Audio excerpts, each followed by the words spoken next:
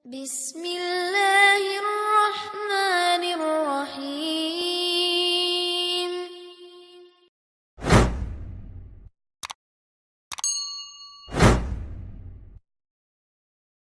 Assalamualaikum warahmatullahi wabarakatuh. Alhamdulillahil azizir rahman alladzi ahya qulubana bi nuril iman wa nawwaraha bil qur'ani wal irfan. Asyhadu an la ilaha illallah lahul mulku wa lahul hamdu wa huwa ala kulli syai'in qadir wa huwal musta'an wa alaihi tuklan. Wa asyhadu anna Muhammadan abduhu wa rasuluh an-nabiyyul mab'uts li jamil insan.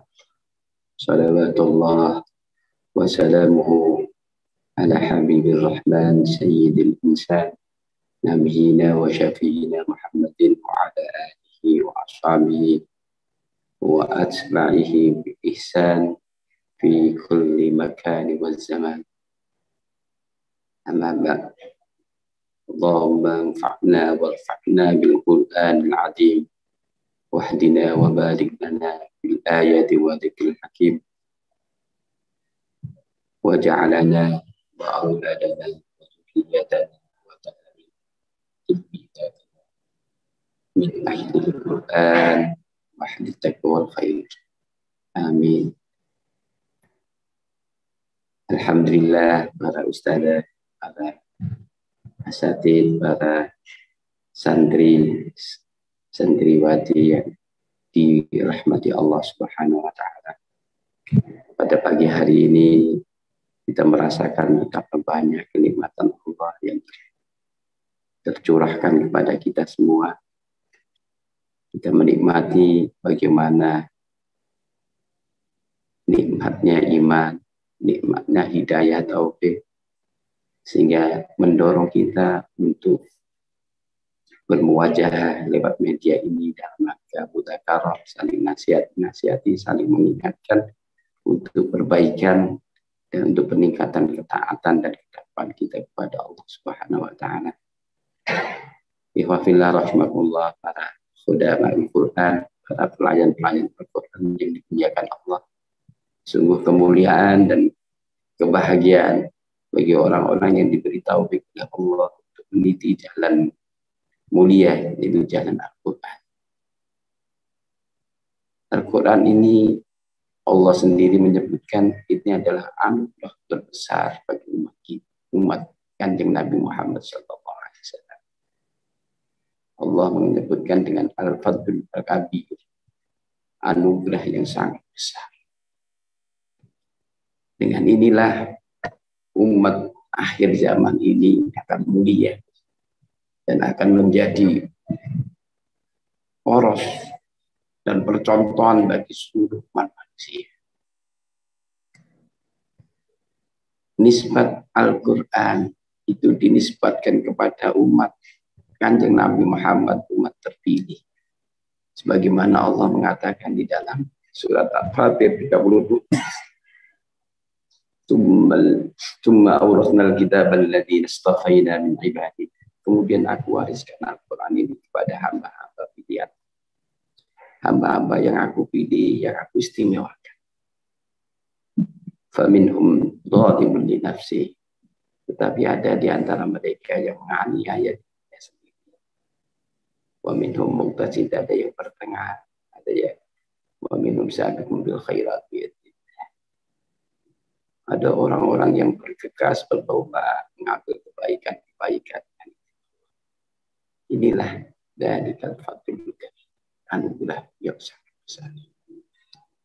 Ikhwafillah rahimakumullah, kita bisa lihat dari sejarah bagaimana Al-Quran turun di daerah yang primitif, pada orang-orang yang primitif. Kemudian masyarakat itu menjadi masyarakat yang menjadi percontohan pendidikan pintar, yang dilihat dan dicontoh oleh seluruh seantero dunia. Padahal kalau kita lihat masa lalunya, ketika kita melihat misalnya sahabat Ibnu Mas'ud yang mulia, masa lalunya diremehkan, dihina, pengembala kambing. Kita lihat Bilal bin Rabah, kita lihat Syuhaib, kita lihat Ammar bin Yasir dan sebagainya. Dulunya dihina, diremehkan, bahkan tidak dipandang sebelah mata. Tetapi dengan Al-Quran kemudian berubah total menjadi orang yang sangat mulia, dimuliakan, diagung-agungkan di daerah-daerah, di Basra, di Mesir, di ini ketika beliau datang maka diagung-agungkan, dilulukan sebagai lentera umat. Ini secara tataran pribadi mengubah yang tadinya strata budak menjadi seorang sayyid, seorang panutan, seorang pemimpin, seorang yang dielu-elukan. Tataran masyarakat kita bisa lihat kondisi jahiliyah pada waktu itu di dataran Hijaz. Sehingga orang-orang dunia tidak melirik untuk menjajah sana karena memang tidak ada apa-apanya. Tidak melirik untuk menguasai mereka karena sulit diatur karena mereka adalah budaya-budaya yang jahiliyah. Tetapi berubah dengan siraman Al-Quran, dengan sibuk Al-Quran, masyarakat ini menjadi masyarakat yang panutan, menjadi kuntum khairullah, sebaik-baik umat yang ada, yang pernah keluar dalam peradaban manusia. Itu semua adalah sibuk Al-Quran. Itu semua adalah celupan Al-Quran yang mengubah keterhinaan menjadi kemuliaan, yang mengubah kegelapan menuju benak cerah menjadi terang benderang, yang mengubah keterbelakangan menjadi terdepan. Untuk itu amatlah beruntung orang-orang yang bisa menggunakan Al-Quran dan memanfaatkan mensyukuri Al-Quran. Sungguh amat. Sebaliknya amat celaka dan merugi orang-orang yang mencampakkan Al-Quran, mengajukan Al-Quran. Ini adalah orang-orang yang dihina. Dalam sebuah hadis Rasulullah mengatakan, Inna Allah yarfa'u bihadal kitab aqwama wa yadha'u akharin. Allah ini akan mengangkat kaum-kaum dengan Al-Quran ini. Ketika kaum itu mau benar-benar menggunakan Al-Quran, benar-benar mensyukuri Al-Quran, dan menggunakan menjadi pedoman. Tapi manakala kaum itu mencampakkan Al-Quran, maka Allah akan menghinakan dan merendahkan masyarakat. Akhirnya ada sebuah kesimpulan. Keterpurukan yang ada pada dunia Islam ketika kita menjauh dari Al-Quran. Karena janji Allah tidak mungkin dikeliru. Janji Allah tidak mungkin diingkari. Pasti ketika kita ini hidup mengamalkan Al-Quran, pasti Allah akan mengangkat kita. Seperti yang terjadi pada waktu era-era keemasan Islam. Zaman para sahabat, tabi'in, sampai kira-kira 8 abad itu menjadi poros dunia, menjadi percontohan dan sumber dari peradaban, kemuliaan peradaban. Itu semua adalah celupan, adalah simbol dari Al-Quran. Untuk itu, Alhamdulillah, pada kesempatan yang mulia ini, marilah kita ini benar-benar mentekadkan diri, mengazamkan diri untuk bisa mensyukuri Al-Quran ini sebenar-benarnya, seoptimal mungkin. Bagaimana kita ini mensyukuri Al-Quran sebagai anugerah terbesar bagi umat ini, sebagai mujizat terbesar bagi umat ini untuk bisa kita benar-benar telaah, kita perdalam, dan kita amalkan semampu kita. Inilah yang akan membawa kemudian kita meninggikan derajat kita. Ifahillah rahimahullah. Bagaimana kita mensyukuri Al-Quran? Inilah yang harus kita camkan di dalam hati kita. Yang pertama, bagaimana kita ini meyakini bahwasanya Al-Quran itu adalah kalam Allah yang maha tinggi, yang suci. Ketika kita ini menyadari dan meyakini bahwa Al-Quran itu adalah kalam Allah, sang pencipta alam semesta, yang mempunyai seluruh apa yang ada dalam alam semesta, maka ada sebuah ihtiram, sebuah perasaan memuliakan, mengagungkan Al-Quran. Ada suatu perasaan yang benar-benar kita takdim kepada Al-Quran. Yakin kebenaran Al-Quran dan tidak ragu sedikit pun apa yang ada dalam Al-Quran. Kemudian kita benar-benar memuliakan Al-Quran. Ini adalah kalam Sang Maha Pencipta. Tentunya bukan sekedar itu. Keimanan dan rasa takdim kita, pemuliaan kita, pengagungan kita, ini akan kita salurkan, kita wujudkan dalam bentuk-bentuk amaliyah. Maka dengan dorongan benar-benar mengagungkan Al-Quran, maka kita benar-benar berusaha bagaimana. Yang pertama, bagaimana kita belajar membaca Al-Quran. Karena hanya orang-orang yang belajar membaca Al-Quran dengan haqqa tilawatilah adalah orang-orang yang mengimani Al-Quran. Alladzina atainahumul kitaba yatlunahu haqqa tilawatihi ulaika yu'minun. Hanyalah orang-orang yang membaca Al-Quran dengan sebenar-benar bacaan yang baik, bacaan yang benar dan baik. Maka itulah orang-orang yang beriman. Maka upaya seperti LPTG Al-Haq, upaya untuk bagaimana umat ini bisa membaca dengan baik dan benar, itu upaya yang sangat mulia.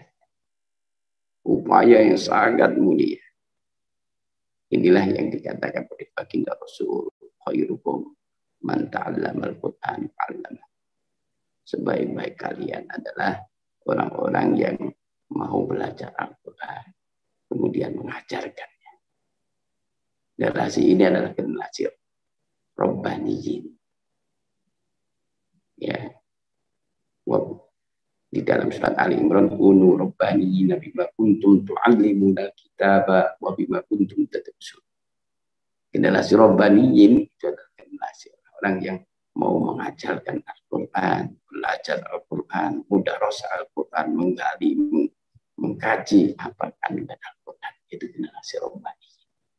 Hanya generasi yang dekat dengan Allah, dengan ketuhanan. Ifafillah rahimakumullah. Jadi upaya bagaimana kita ini belajar dan mengajarkan Al-Quran itu adalah upaya mulia. Orang-orang yang meniti itu adalah orang-orang yang meniti jalur kemuliaan dan pasti akan mulia.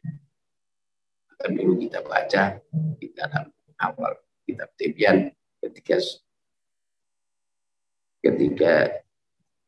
Imam Abu Sawri ditanya, menurut panjenengan mana yang lebih mulia? Orang yang berjuang di jalan Allah, berperang dengan pedang, maju medan tempur, atau orang-orang yang bergelut belajar dan mengajarkan Al-Quran? Imam Abu Sawri pada waktu itu menjawab, aku memilih orang yang mengajar dan belajar Al-Quran.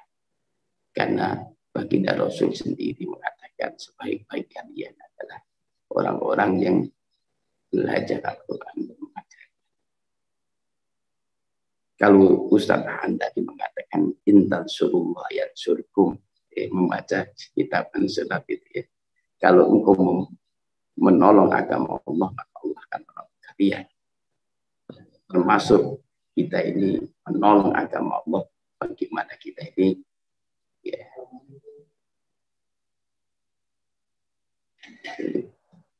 membudayakan, membumikan Al-Quran. Bagaimana kita bisa membaca, mengajarkan Al-Quran, dan terus kita hilirkan kemampuan dan tahsin, kemampuan ini setelah kita pelajari, kemudian kita ajar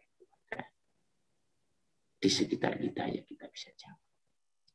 Iwafillah rahimahullah. Jadi yang kedua, bagaimana kita belajar membaca Al-Quran yang baik dan benar. Itu bukti kalau kita iman dan ilmu hadapan Allah. Terus yang kedua, tidaklah cukup kita ini cuma melafadzkan Al-Quran. Walaupun itu, Masya Allah, sudah sangat mulia. Masya Allah, orang yang membaca harfan min kitabillah, satu huruf dari kitab Allah, itu pada hasanah, maka dia mendapat hasanah. Hasanah itu bi asyri amsalih. Dan hasanah itu dilipat gandakan menjadi 10 lipat ganda. Artinya melafadzkan saja sudah mendapatkan 10 kebaikan. Membaca dengan baik dan benar tanpa mengerti itu pun sudah mendapatkan kebaikan, 10 kebaikan. Tetapi sungguh Al-Quran ini tujuan utama adalah hudan linnas, hudan lil muttaqin, sebagai petunjuk. Maka kita disindir dari berbagai ayat. Mengapa kita tidak mau tadabbur Al-Quran? Afala yatadabbarun? Mengapa mereka itu tidak mau tadabbur Al-Quran? Maka setelah kita melafadzkan, membaca dengan baik dan benar, maka cobalah kita menggali kandungan apa yang ada di dalam Al-Quran. Mentadabburi Al-Quran. Bagaimana kita menggali kandungan Al-Quran dengan tafsir, dengan yang lain. Masya Allah, ketika kita ini menggali Al-Quran, maka Al-Quran itu bagikan sumber ilmu yang setiap saat mengalirkan ilmu-ilmu, inspirasi baru, ide-ide baru. Ketika kita menggali Al-Quran, maka tidaklah cukup kita sepadan dengan samudra ini untuk bisa menuliskan kandungan. Sehingga sangatlah berrugi ketika kita ini tidak mau menggali Al-Quran. Maka para ulama menuliskan berbagai tafsir-tafsir dan berbagai ilmu-ilmu yang kita bisa serap dari beliau. Jadi mentadabbur Al-Quran itu bagian daripada kita mensyukuri Al-Quran. Setelah itu, ifafillah rahimahullah, maka memang tujuan Al-Quran itu adalah menuntun hidup kita. Maka jadikanlah Al-Quran itu hidup dalam gerak-gerik kita, hidup dalam tutur kata kita, hidup dalam budi pekerti kita. Kita berupaya semaksimal mungkin bagaimana kita ini bisa mengamalkan apa yang kita bisa tangkap dari Al-Quran. Ya, idealnya seperti baginda Rasul, karena khuluqul Quran, akhlak beliau adalah Al-Quran, idealnya. Tapi kita tidak sesempurna beliau, tetapi bukan alasan untuk kita ini bisa mengoptimalkan terus, memacu, meningkatkan untuk bisa mencontoh beliau semaksimal mungkin. Ihfazillah rahimakumullah. Saya ingin menguatkan, ini kan ada santri-santri ingin menguatkan kepada Ikhwah semua bahwasanya apa yang panjenengan semua tekuni jalani adalah sebuah jalan kemuliaan, jalan yang tepat untuk membawa kita kepada kemuliaan hidup dunia maupun akhirat. Karena memang itu adalah bahasa Allah, tijarah dan tabur, sebuah perniagaan yang tidak akan bisa merugi. Innalladzina yatluna kitab Allah, orang-orang yang membaca Al-Quran, kemudian waqamus shalah dan mendirikan salat, dan menginfakkan apa-apa yang telah Allah rezekikan kepada mereka. Sirron alaniyah, dalam keadaan rahasia maupun terang-terangan. Mereka lah orang-orang yang berniaga, yang perniagaannya tidak akan merugi. Liyuwafiyahum ujurahum, di akhirat nanti akan dipenuhi pahala-pahala kita. Pahala-pahalanya akan dipenuhi di kemuliaan ini. Tapi wayazidahum min fadli, dan ditambah oleh Allah dengan kepemurahan dan kemahadermawanan Allah, ditambah dengan anugerah-anugerah, dibonuskan di dunia ini dengan kemuliaan, dengan kebahagiaan, dengan kemudahan yang didapat dalam kehidupan ini. Wabillahi rahimakumullah. Di dalam banyak riwayat Quran ini benar-benar di dunia ini bagikan teman setia, ya teman setia. Kalau kita lihat para ulama-ulama yang di penjara merasa tenang, merasa damai, itu temannya adalah Al-Quran. Ada yang di penjara, penjaranya itu nggak bisa berdiri, cuma jongkok, tapi bertahun-tahun dia tetap damai, tenang itu dengan Al-Quran. Misalnya Buya Hamka, ketika di luar penjara dia hanya bisa, dan 2 tahun itu hanya bisa menulis tafsir Al-Azhar 2 juz atau 3 juz itu. Selebihnya 2,5 tahun itu di penjara. Itu benar-benar menggali Al-Quran, ditulisnya sampai selesai. Jadi kesempatan yang seperti itu dengan Al-Quran justru malah Masya Allah. Dia merasa benar-benar dekat dengan Al-Quran, menggali Al-Quran, teman dekat di Al-Quran. Jadi bagikan Rafiqan idenya teman dekat bisa meliput lara, sebagai menemani kita di kesepian kita. Apalagi kalau kita ini membacanya di malam-malam, di qiyamul lail, maka itu bagikan dialog kita kepada Allah Sang Maha Pencipta. Ketika kita munajat kepada Allah Sang Maha Pencipta dari alam-alam diu, Masya Allah, terasa kita ini bagikan hamba istimewa di hadapan Allah Rabbul Alamin. Jadi di dunia. Maka di kata Mumila tadi, di kubur pun itu bisa sebagai pelipur. Banyak riwayat menerangkan Al-Quran ini akan menemani kita di kubur. Bahkan Masya Allah, mewujud dalam sebuah bentukan-bentukan yang wangi, indah, meliput mata kita. Di kuburan yang sempit itu menjadi sebuah taman yang sangat menyenangkan. Manakala kita ini di dunianya benar-benar hidup memanfaatkan Al-Quran, mau membaca, mau mengali, dan mau mengamalkan. Ya. Kemudian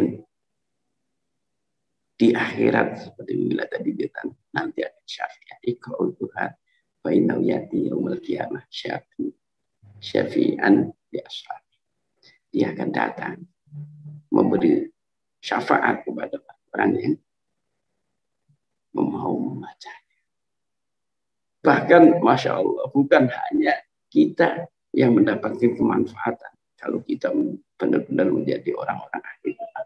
Bukan hanya kita, orang tua kita, orang terdekat kita yang mendapatkan itu.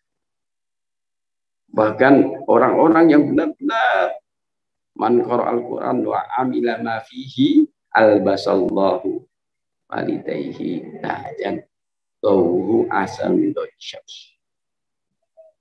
Ya. Tahu kabar pada Rasulullah. Dalam hadis Abu Daud dikatakan orang-orang yang membaca Al-Quran dan mengamalkan apa yang ada di dalam Al-Quran, maka nanti di yaumul kiamah orang tuanya akan diberi mahkota yang gemerlap, terang, tenangnya itu melebihi terangnya matahari. Ya, birrul walidain yang semacam inilah sebetulnya birrul walidain hakiki.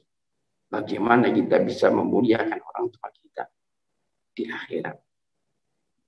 Bagaimana kita bisa memuliakan orang tua kita di hadapan Allah Taala? Wa yanqalibu ila ahlihi wa orang-orang ashabul yamin itu akan kembali berkumpul dengan keluarganya dengan keadaan yang bahagia. Kita berkumpul dengan orang tua kita dengan kebahagiaan. Maka bakti yang paling hakiki adalah bagaimana kita memuliakan orang tua kita, membahagiakan orang tua kita di akhirat nanti. Dan itu jalan yang paling ya dibeber oleh Allah itu dengan Al-Quran. Orang yang benar-benar membaca Al-Quran, menjadi Al-Quran, maka orang tuanya mulia. Ya, lain bahkan kerabat-kerabat dapat mendapatkan syafaat dari Al-Habib. Rahimahullah. Dan yang terakhir adalah ketika nanti kita di akhirat di surga, maka kita disuruh ya, Iqra'il Quran warqi warotil kama kunta turatil. Jadi baca Quran, naiklah, kemudian tartilkan Al-Quran karena kedudukanmu di akhir ayat ketika membaca. Sungguhlah beruntung ketika kita ini senantiasa membiasakan untuk khatam Al-Quran, baik yang bilqoi maupun bilator. Ya, kita membiasakan untuk khatam Al-Quran. Kita kemarin sudah membaca bagaimana Imam Nawawi menggambarkan para salafus saleh. Ya, itu insya Allah ada kebiasaan khatamkan setiap minggu. Bahkan kemarin yang paling banyak setiap hari 8 kali. Itu luar biasa. Itu tingkatan orang dulu. Ya, minimal kita ini one day one juice lah gitu ya, 1 bulan sekali. Gitu. Masya Allah sudah luar biasa kalau kita bisa istiqomah. Bismillahirrahmanirrahim. Jadi kata kuncinya bagaimana kita ini ya memandang Al-Quran sebagai kalam Allah yang agung, kemudian kita mengagungkannya, kemudian kita memperlakukan dengan sepenuh hati, mengagungkan takdim ikhtiram kepada Al-Quran, belajar dengan sungguh-sungguh membaca Al-Quran dengan baik dan benar. Kemudian ketika sudah benar-benar kita berupaya merebut kemuliaan dari Al-Quran dengan mengajarkannya, dengan menggali kandungan-kandungan Al-Quran, kemudian berupaya semaksimal mungkin bagaimana Al-Quran itu kita terapkan dalam setiap gerak-gerik kita, dengan langkah kita, dengan hidup kita, sehingga Al-Quran itu memancar dalam setiap gerak-gerik kita. Nah, inilah sebenarnya tujuannya, ketika bukan hanya di lisan, walaupun lisan yang basah dengan Al-Quran itu ada lisan yang mulia. Walaupun mata yang senantiasa memandang mushaf itu mata yang dimuliakan Allah. Tapi lebih lagi idealnya adalah bagaimana kita bergerak, bersikap, berucap, berperilaku dengan dituntun Al-Quran. Bismillahirrahmanirrahim. Kita kapan ya beberapa kali kita episode kita sudah menggali bagaimana adab muta'allim, adab mu'allim. Tapi yang paling penting pertama adalah adab batin kita. Bagaimana menanamkan keikhlasan dalam kita belajar itu pertama kali. Bagaimana kita menata hati kita belajar Al-Quran, ikhlas mencari keridhaan Allah. Ini menjadi kekuatan power yang akan bisa mengistiqomahkan kita. Kesulitan apapun, kadang-kadang dalam tahsin kita ini melafazkan huruf sulit, gitu. Membenarkan makhraj itu sulit. Kalau dengan keikhlasan semakin sulit, semakin pahalanya banyak. Kita semakin tertantang. Jadi yang pertama, bagaimana menanamkan keikhlasan. Kita mencari keridhaan Allah. Ya, bukan mencari kemasyhuran, bukan mencari predikat-predikat manusiawi ataupun imbalan-imbalasan materi. Ini kata kunci untuk bisa kita istiqomah dalam belajar. Kemudian kita bisa benar-benar melalui rintangan dan halangan dalam belajar.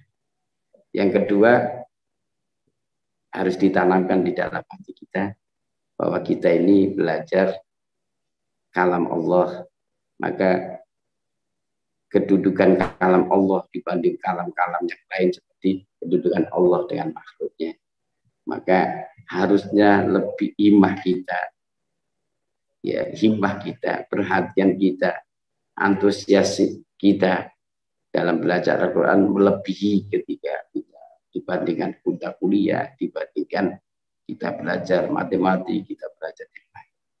Karena ini kalam Allah.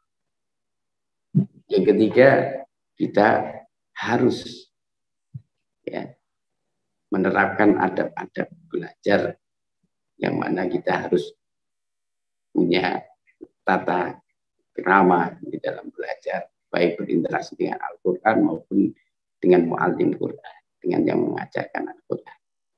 Sampai-sampai ekstrimnya Sayyidina Ali mengatakan, aku rela jadi budak bagi orang yang mengajarkan satu huruf saja kepadaku. Artinya irsyadul ustaz, bagaimana kita nurut dengan apa yang ditunjukkan para ustaz. Itu kuncinya. Jadi kalau sudah itu, maka insya Allah nanti akan dibina oleh guru-guru dan pasti walaqad yassarnal Qur'an al-muttaqin, pasti akan diberi kemudahan oleh Allah Subhanahu wa taala. Insyaallah. Jadi mulai dari hati, insyaallah. Ya, ini kajian adab mungkin panjang karena tentu kita sudah mengkaji beberapa pasal tentang adab muta'alim, adab wajib. Itu saja insyaallah, nanti bisa dilanjut. Bagaimana cara memotivasi diri untuk senantiasa dekat dengan Al-Quran? Karena kadang kesibukan yang kadang menyita waktu sehingga lupa dengan Al-Quran. Mungkin ada tips-tipsnya Ustaz, jazakallah khairan. Pertanyaan bagaimana memotivasi diri untuk dekat dengan Al-Quran walaupun kondisi pun kita sibuk banyak urusan.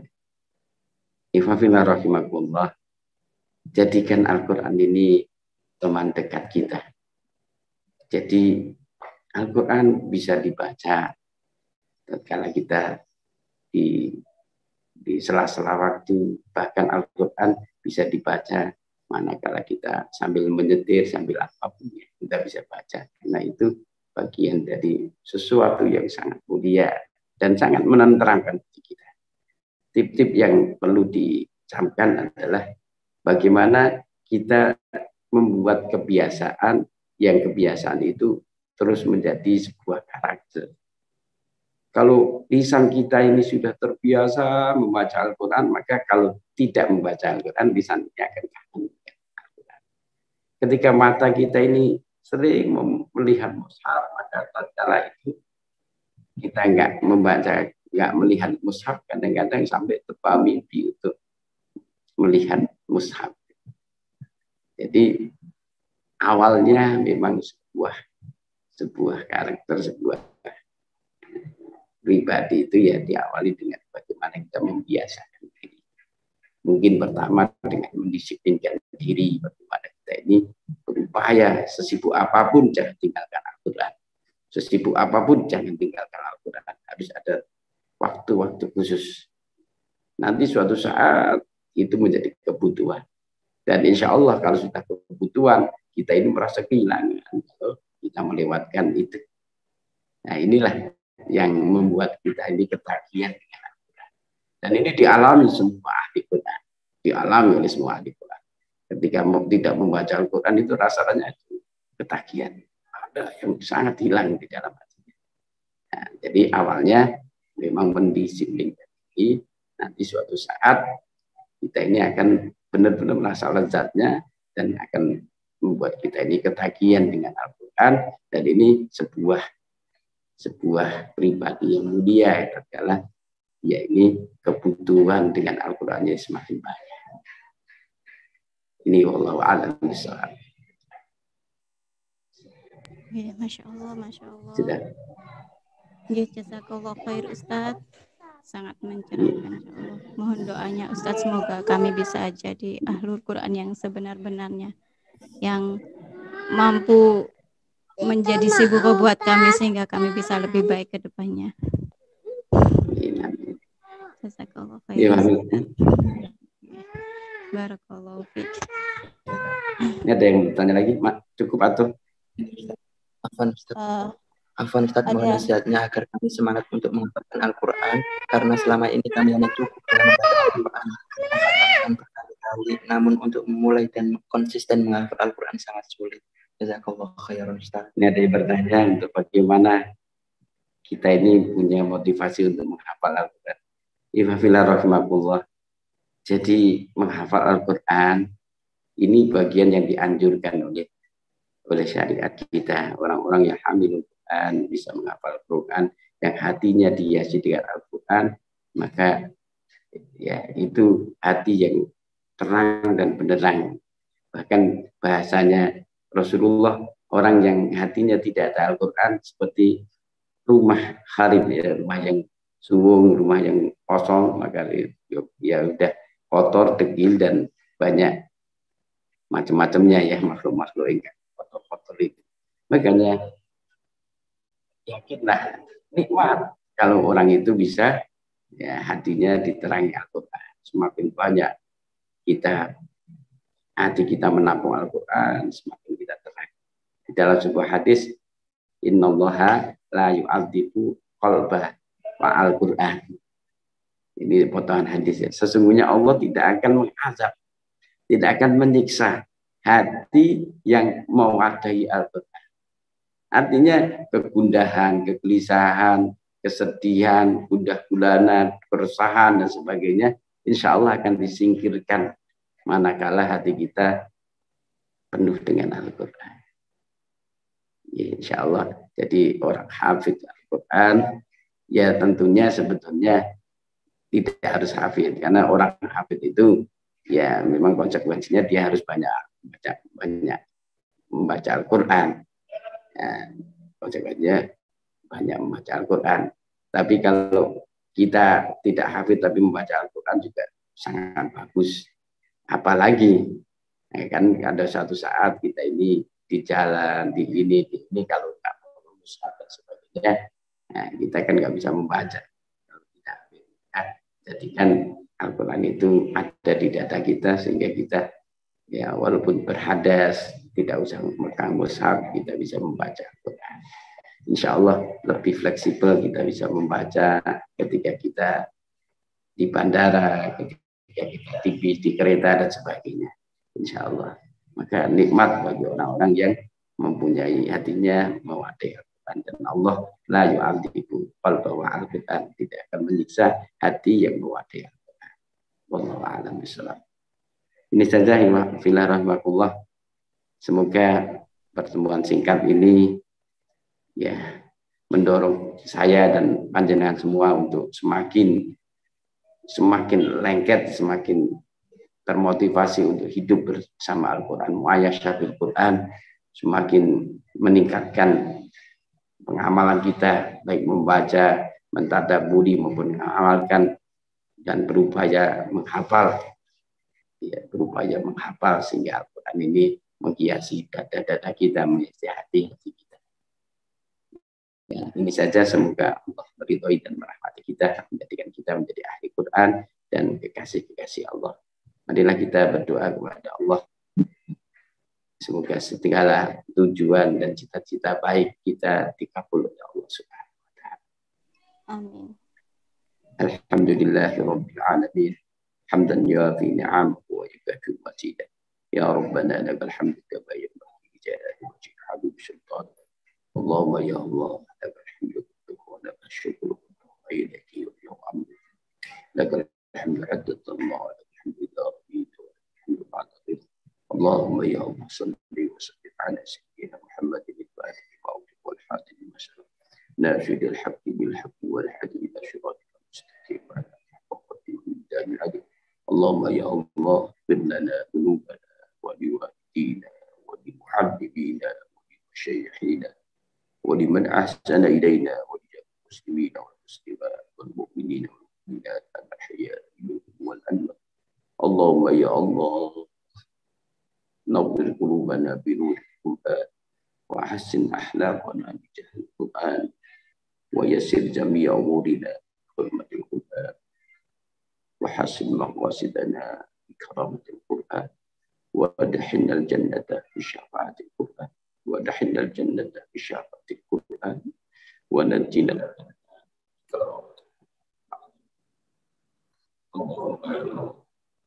إنا نسألك يا ذا الجلال والإكرام والعزة الذي لا ترى نسألك يا الله يا رحمن بجلالك ونور وجهك أن تلهم قلوبنا خفت كتابك كما علمتنا وأن نتلوه على النحو الذي يرضيك عنا وأن تنور بكتابك أبصارنا وتدلك به ألسنتنا